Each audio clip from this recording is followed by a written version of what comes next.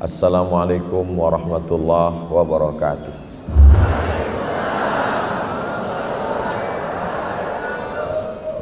Apa kabar Bapak Ibu semua, sehat?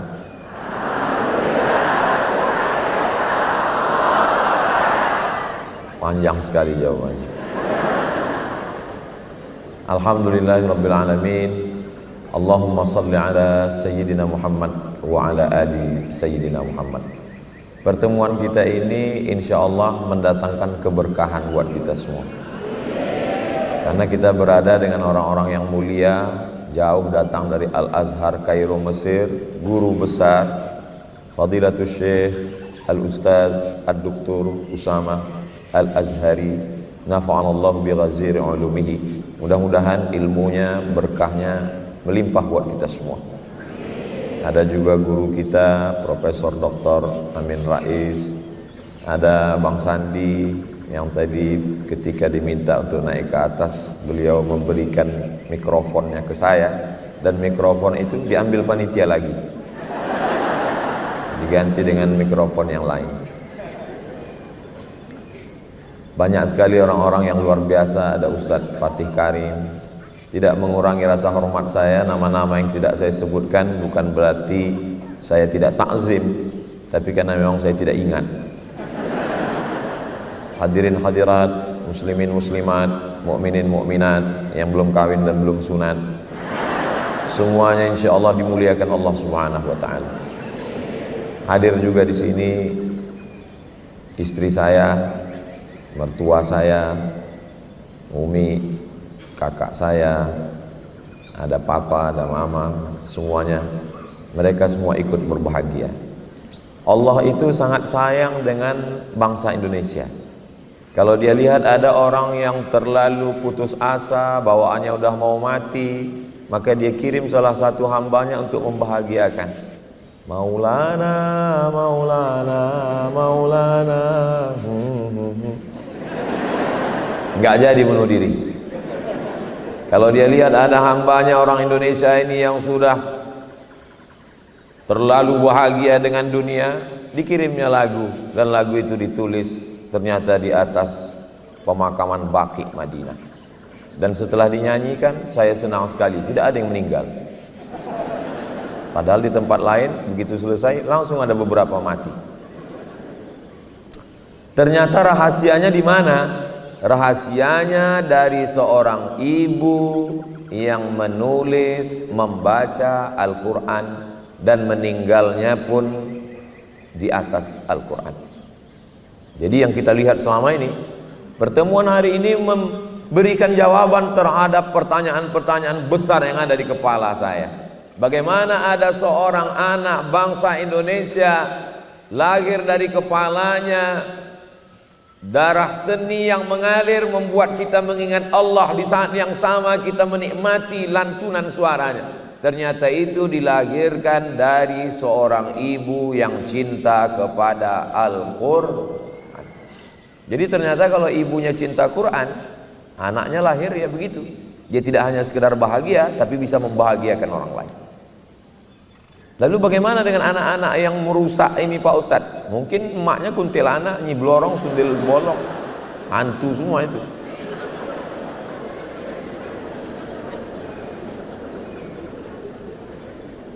Putri Indonesia, artinya kalau putri Indonesia kan orang yang paling cantik si Indonesia.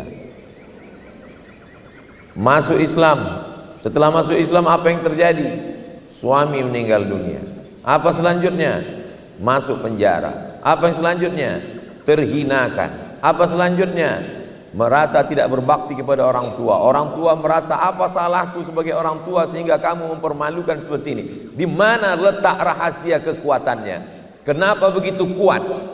Selama ini saya termasuk yang penasaran, apa yang membuat kuat? Hari ini saya mendapatkan jawabannya. Ternyata kekuatannya ada pada Al-Quran. Wa nunazzilu minal Quran. Kami turunkan Al-Quran ini ma huwa syifa. Al-Quran ini adalah syifa. Allah tidak mengatakan dawa. Dawa itu obat, tapi belum tentu menyembuhkan. Berapa banyak obat dari penyakit?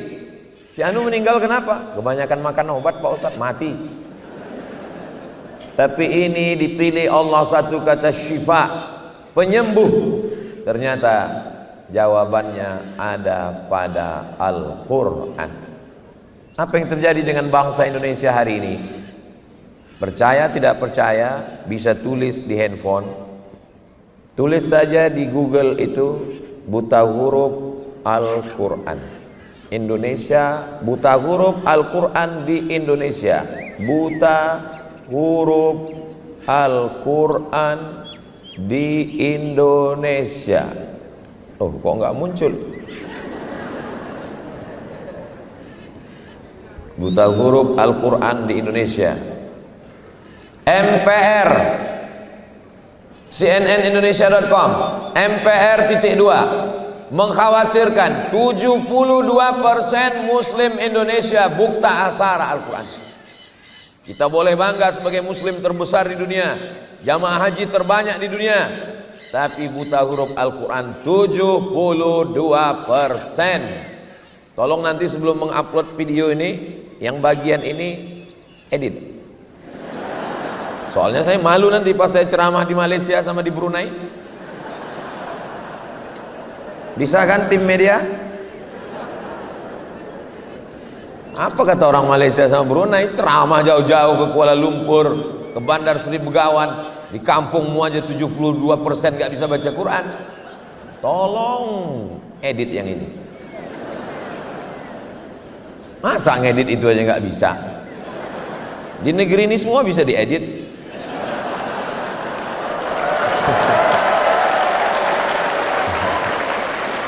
Jadi kalau kita mau kembali kejayaan Indonesia, maka kembali kepada Al-Qur'an. Ada seorang anak bernama Bapak Irfan. Bapak Irfan melihat ayahnya duduk membaca Al-Quran. Sekali duduk berapa dia baca? 7 juz Al-Quran. Ketika itu dia bertanya, mengapa ayah duduk lama?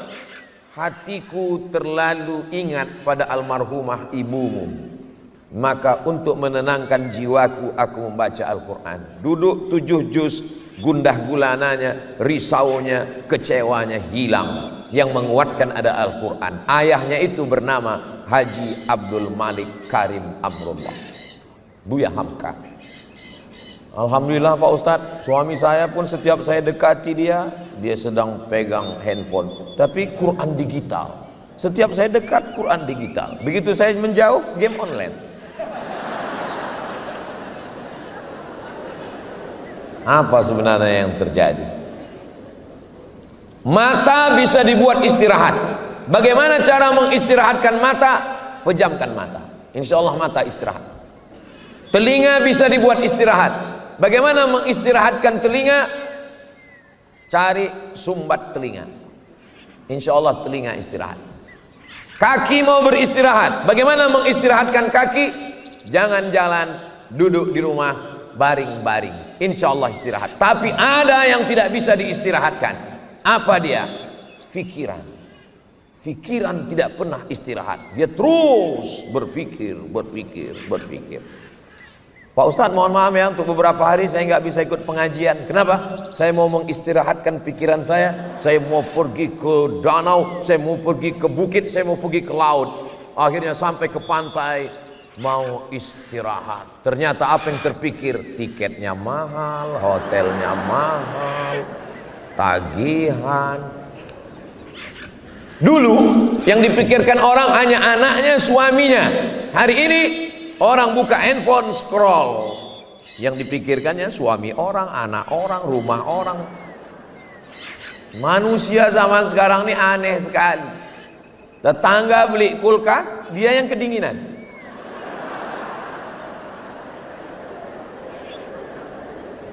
Teman yang renovasi rumah, dia yang masuk ICU.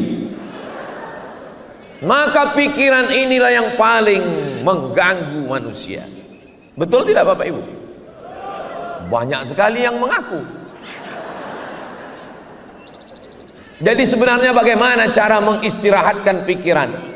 Alhamdulillah Pak Ustadz, saya sudah berhasil mengistirahatkan pikiran saya. Dengan apa? Saya pergi kemarin ketemu psikolog, psikiater, akhirnya dia kasih saya obat. Tenang. Alhamdulillah masalah saya hilang Pak Ustadz. Kok bisa hilang masalahnya?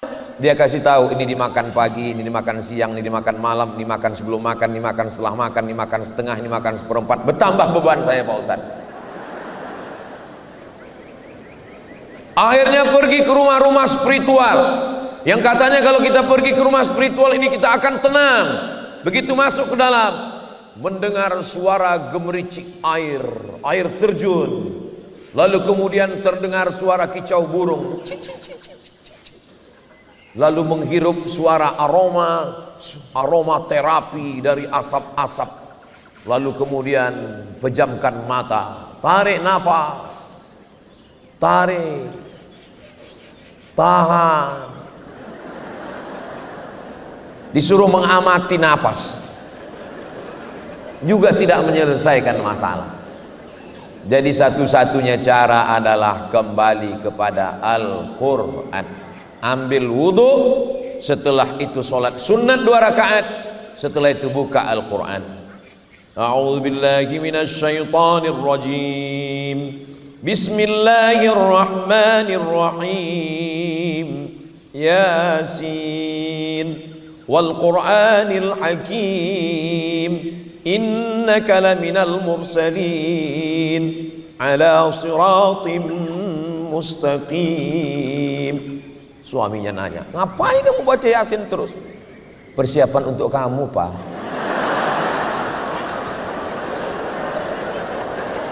Dengan membaca Al-Quran, pikiran kita beristirahat. Dengan membaca Al-Quran, hati kita tenang. Yang ngomong bukan saya. Ketenangan itu letaknya bukan di mata, ketenangan bukan di telinga, ketenangan bukan di kaki. Huwallazi anzalas sakinata, dia yang menurunkan ketenangan fi qulubil mu'minin. Ketenangan itu ada di dalam hati.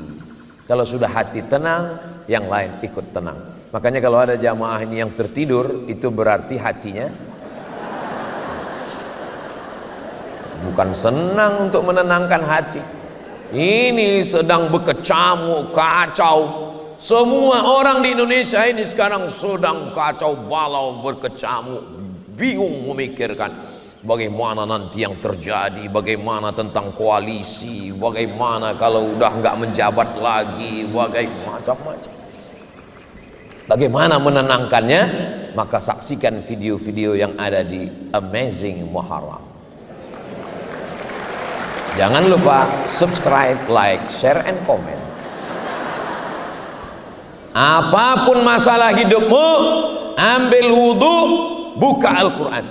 Tadi waktu saya duduk tadi, ada yang bisik ke saya, Ustaz Somad, apa yang membuat kita ini bisa menjadi tenang? Tidak lain wudhu. Saya udah wudhu nggak tenang juga Pak Ustaz. Mandi taubat. Saya udah mandi nggak tenang juga Pak Ustaz. Masuk ke dalam laut. Insya Allah bukan cuman masalahmu hilang, kau hilang sekalian. Maka tenangkan diri kita. Masalah ini besar, Allah maha besar. Angkat kedua tangan, Allahu Akbar, Allahu Akbar kabira. Kau yang dipuji-puji Abdul Samad, yang layak dipuji hanya Allah. Walhamdulillahi katsira. Engkau suci Abdul Samad, aku penuh dengan dosa, yang suci hanya Allah. Wa subhanallahi bukratan wa asila. Aku tidak menghadap kepada siapapun, aku hanya menghadap wajjahtu wajhiya lilladzi fataras samawati wal arda hanifan musliman wa ma ana minal musyrikin. Tapi jangan mentang-mentang udah dengar tausiah ini sholat zuhurnya nanti begitu. Inna sholati. Kata imam apa ini? Maksudnya itu cukup, itu sekedar saya nyampaikan. Nanti pas sholat tetap tenang di dalam hati. Serahkan semuanya kepada Allah. Duduk, baca Al-Quran. Yang selama ini memuliakan Al-Quran, beli Quran termahal, sampulnya dari emas, disampul lagi dengan kain sutra, dimasukkan ke dalam kotak kayu jati, dipaku 4 sudut, gak pernah dibuka sampai mati.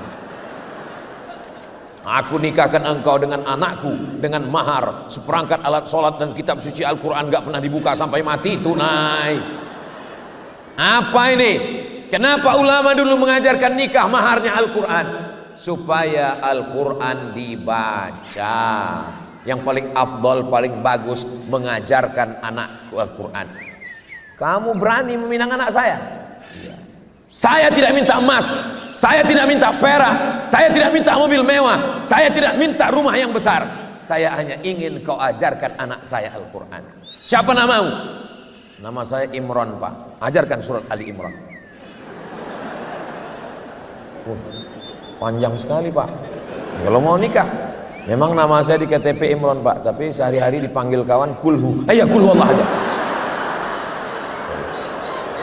Indah itu.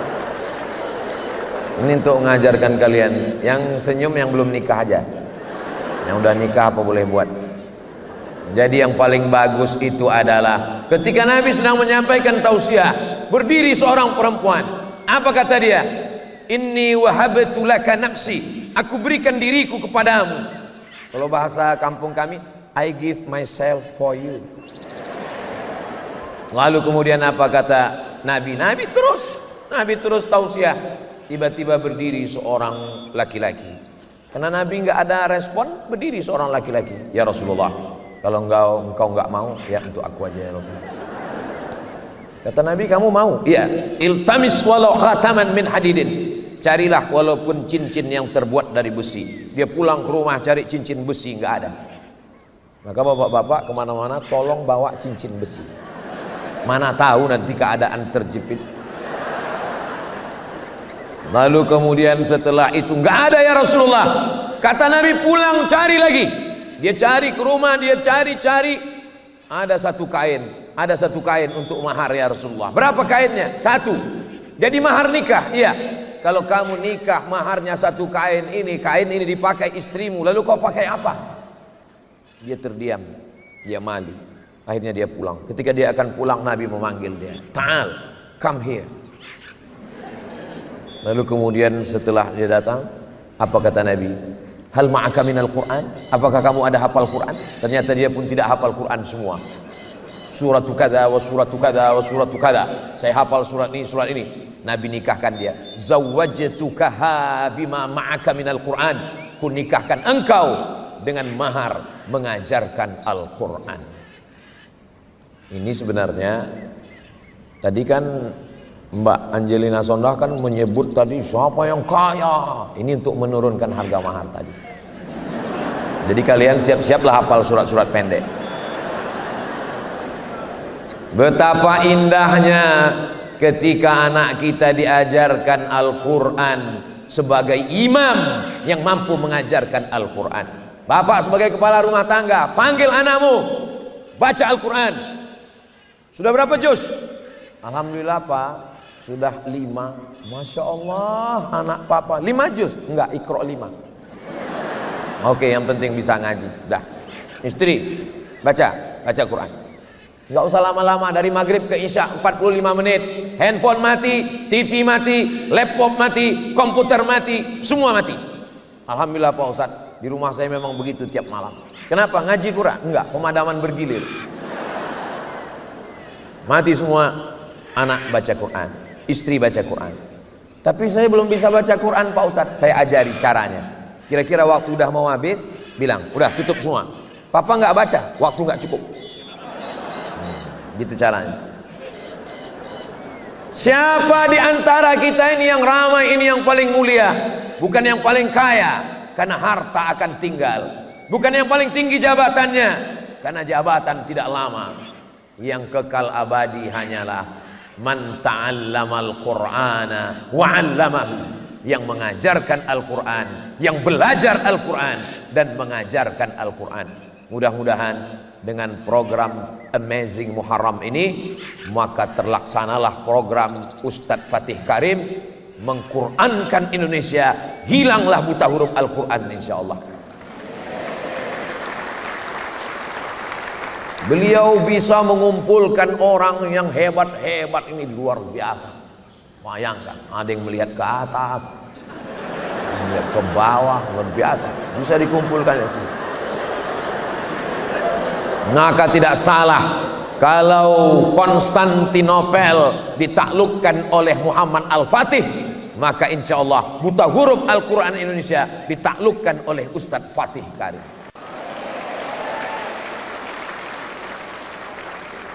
Saya di mana-mana tausiah itu 60 menit, 600 ml. Tapi di sini sudah merah habis waktu. Akhirnya saya tutup dengan pantun penutup, menangkap puyuh di Bukit Selasih. Thank you dan terima kasih. Mohon maaf atas segala kekhilafan. Wassalamualaikum warahmatullahi wabarakatuh.